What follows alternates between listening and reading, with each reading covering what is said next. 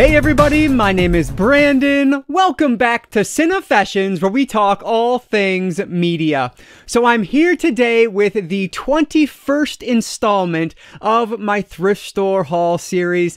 I don't know why, but this stack of movies, and there's a couple books over there as well, a video game, a CD, like just random stuff I've been finding at the thrift store that have been sitting over there for quite some time, but it's been over a month now, I think, since I've done my last video in this series. So there they will sit until we get through all of them. Today I have one VHS tape, which I found quite a while ago, honestly, and then some TV series that I just found this past weekend, plus some movies I found over the past few months here. So before we get into this one though, if you guys could hit that like button down below, that engagement really does help me out. But with that said, let's not waste any more time at all. Let's dive right in to my Thrift Store Haul number 21.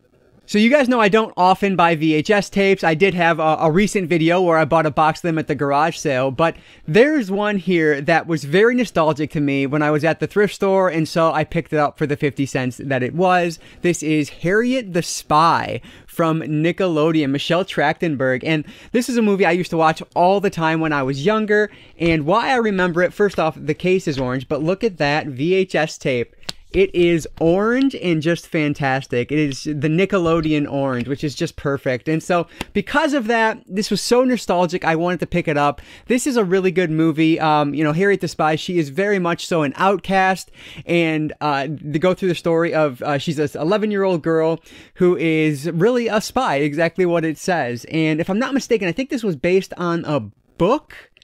Correct me if I'm wrong, but for some reason I feel like it was based on a book. Rosie O'Donnell is in this as well, and I just loved it when I was a kid. So Nickelodeon Orange, you can't beat that. Great movie. Harriet the Spy on VHS. I don't own it any other way, so I figured I'd grab the VHS tape. We'll jump over to the movies now, and this first one here was so random. Like I said, these have been sitting over there for quite some time, and at this point, I was like watching a little bit of NASCAR again for whatever reason, and so I stumbled across this here. ESPN Ultimate NASCAR Volume 1, and this is called The Explosion, which is following NASCAR's rise. So I don't know, I thought it would be interesting at the time, so I picked it up, and basically it's just kind of the roots of NASCAR, which to me is interesting. Like, I don't watch NASCAR on a consistent basis at all, but I will watch it every once in a while. You know, watching the crashes, frankly, is always fascinating to me, and the fact that they usually come out unscathed is just amazing technology, so I respect it for what it is. But, you know, obviously NASCAR today is a significantly different sport than it was back when it began, even, you know, 15, 20 years ago, before the whole Dale Earnhardt crash. And so just the technology has been amazing to see. And so this goes back to its roots. So I thought that would be kind of interesting. I figured, why not grab it? So the first one here is ESPN Ultimate NASCAR Volume 1, The Explosion, NASCAR's Rise. This next one is one that I remember seeing advertisements for when I was younger, when it was new, but I've never actually watched it, and it looks kind of okay, I don't know, it looked interesting enough. This is My Giant with Billy Crystal and then the real-life basketball player, who I'm going to butcher his name, but it is George Murison, I believe. So basically he finds, Billy Crystal's character finds him, he's like a Shakespeare-quoting, lovable giant, and he tries to get him into the action world. So he wants to bring him to the States to get him into action movies, and then things are going to pick up from there. So, I don't know, it looks kind of like a low-key, like maybe sentimental comedy of some sort, but I thought it might be interesting, so I picked it up. My Giant with Billy Crystal. This next one is 100% a pickup for my wife. She loves this movie. This is Now and Then. And I don't know how it ended up that I have two movies with Rosie O'Donnell in it today, but I do. I have Melanie Griffith, Demi Moore, Rita Wilson, Christina Ricci, Thora Birch. So a really good cast on this one. And like I said, not one I've watched, but my wife really loves it, so that's why I picked it up. It's this group of girls that are getting together basically 20 years later, and they're reminiscing about their childhood, you know, the mischievous acts they got involved in when they were children. So yeah, not one for me, but definitely one my wife will watch. So this one is Now and Then. This next one shows its age because it has From the Mind of Bill Cosby on the corner there, which of course is nothing you would see these days. But this is Fat Albert. And really the only reason I got this is because I love Kenan Thompson from Kenan and Kel, all that. Of course, a Nickelodeon staple from my childhood. Now, of course, he is on Saturday Night Live. But I love him. And so I figured this would be a fun one. And it had the slipcover with it as well. The red case on this, which is always cool. But yeah, this is just based on the cartoon series that Bill Cosby, of course, created, and it looks like it's going to be interesting. I don't know if it's great or not. I imagine it's probably not the best thing ever, but I laugh really easily, so I'm guessing I will have fun with this, especially with Kenan being in this. I love Kenan. So Fat Albert with, again, that kind of dated reference there in the top corner.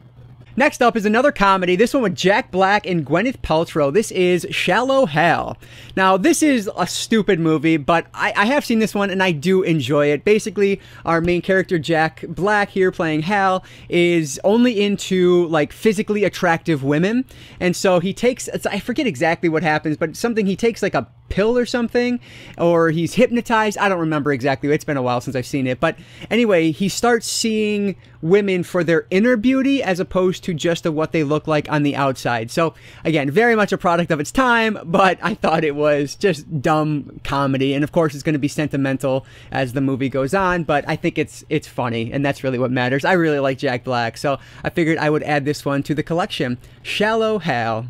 Here's a movie that I've been meaning to see for the longest time. It is a Mike Nichols film, but it has Robin Williams, Gene Hackman, Nathan Lane, and Diane West. So just an amazing cast on this one. This is The Birdcage. So I've heard amazing things about this movie over the years. Robin Williams is just one of the best to ever do it. Nathan Lane, Gene, it's just such a great cast. I had to pick it up, and I love Mike Nichols movies, so I figure I will probably enjoy this one when I get around to it. So in terms of what this one's about, basically it is kind of a coming of together of two different families, a very liberal family that owns this like out there nightclub mixed with this ultra conservative family, and so it's just going to be kind of their interactions together. So the premise sounds, it is what it is, but the movie is supposed to be great. So I'm really excited that I was able to add The Birdcage to the collection. This next one is a movie I remember watching when it was new to DVD, and it's really my first, I don't know if it was my first, but it's really what I remember being one of my first interactions with Ricky Gervais, who I think is hysterical. This is The Invention of Lying, and it is very much so a Ricky Gervais movie, not exactly pro-religion, but it's fascinating. I loved this one. I thought it was hilarious. Who else? Jennifer Garner is in this as well as Jonah Hill. So, like, just a really good cast on this again, and a really funny comedy, at least in my eyes. I thought it was hilarious. And then I've watched a lot of things with Ricky Gervais ever since then. Like, he's just funny to me. So I know comedy is the most divisive thing on the planet, but I think he's hilarious. So I really enjoyed The Invention of Lying, so I was really happy to add it to the collection. So the last movie on the list today is an Adam Sandler film that, frankly, I'm not the biggest fan of, but I'm trying to add Sandler films to the collection. This is Big Daddy. And so if they're ones I don't like, when I can add them cheap, I will definitely do that. But honestly, the reason I'm not a big fan of this is our main little boy in this is actually played by twins, Cole and Dylan Sprouse. Not the biggest fan of him, but regardless, it's a fine movie. Basically, Adam Sandler is trying to impress this woman, and he adopts a 5-year-old boy to show that he has grown up and matured, which is so absurd and ridiculous. And then, of course, it's going to be very heartfelt and have some meaning behind it. But it is what it is. Not a great movie, but again, one for the Sandler collection. So, do you guys like this one more than I do? Let me know down below. I'm not a big fan of this one or Mr. Deeds. I don't know. They're just mediocre to me. But anyway, let's move over to the TV series now.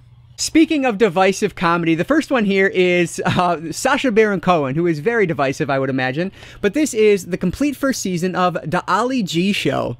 Now, I actually came into this when I was in high school. My buddy he knew about the show somehow, and he either had it on DVD or he was watching it on TV, whatever the case was. I was watching it there and thought it was hysterical. And then, of course, he went on to do Borat and just exploded in popularity. And I love Borat. It's so funny. And so when I came across this at the thrift store, I said, absolutely, I will add this to my collection. This is just like the dumbest comedy you can imagine, but what's great about it is that the people he's typically interviewing have no idea that he is, like, you know, satire, and they think it's a real interview, but it's so uncomfortable and awkward to watch, but it's hysterical. So had to grab this one, The Ali G Show, the complete first season. So the last one on the list here is actually the only items in today's video that I picked up recently. I picked this up like a weekend or two ago, and I'm going to show them all at once because they're all part of the same series. I actually was walking in like 5 steps ahead of another guy who was right behind me. We both made a beeline for the movies, and fortunately I got here about 5 steps ahead of him because I'm sure he would have picked these up. He was like an eBay reseller, so looking for anything of value. Well, I had to grab these because I love this show. This is Ghost Hunters, the complete first season, and I don't know if you can make it out there, but they have at this location, their TV series are $2.99 as opposed to 50 cents, so these were $3 a pop, still a really good deal. But anyway, this is the complete first season, and then we have season 2 part 1. Unfortunately, no season 2 part 2, but there actually is disc 1, I think, of season 2 part 2 included in here by mistake. I think whoever traded it in just didn't realize it, or, you know, donated it, didn't realize it. And then we have season 3 part 1, and finally season 3 part 2. So not the full complete first 3 seasons of Ghost Hunters, but like 2.5 of the 3 seasons here, or I guess 2.5 of, yeah, that's right, 2.5 of the first 3 seasons. And these are ones, you don't have to watch these in order. I have seen most of these episodes on this, if not all of them, but I'm a huge Ghost Hunters fan. Excuse me. I'm a huge Ghost Hunters fan, and so anytime I could add this to my physical collection for $3, I'm going to do that, because whenever I see these at like Disc Replay, which honestly is rare, I don't see them very often, but when I do, they're pretty expensive, like 10 to 15 bucks, which is more than I really want to pay for these. So finding them at $3 is a really good deal. So last on the list for today is the first 2.5 seasons of Ghost Hunters. All right, so there is today's stack, which is known as number 21 of my Thrift Store Haul series. So really fun stack of movies here. In particular, love finding Ghost Hunters for so cheap. I love that series, and this is just the best way to find them at $3 a pop. And then finding the very nostalgic to me Harriet the Spy in that wonderfully orange VHS tape. I love that. But I want to hear from you guys down in the comments below. Which of this pile have you seen, and what do you recommend out of the ones that I have not yet watched? Anything in here that's great? Is the Birdcage as good as I'm hoping it's going to be? Let me know what you think of that one, and anything else down in the comments below. I always appreciate all of your guys' support down there, so thank you so much for that. But as always, guys, if you did enjoy this one, please hit that like button down below. That engagement really does help me out, and like I always say, I don't just talk movies, I talk all things media, be it books, movies, video games, graphic novels, manga. If it's media related, I'm interested in it, and if you are too, you might consider subscribing. Alright guys, so that's going to do it for today. I just want to say thank you all so much for watching this one, and I want to encourage you to consume some media today. I'll catch you next time.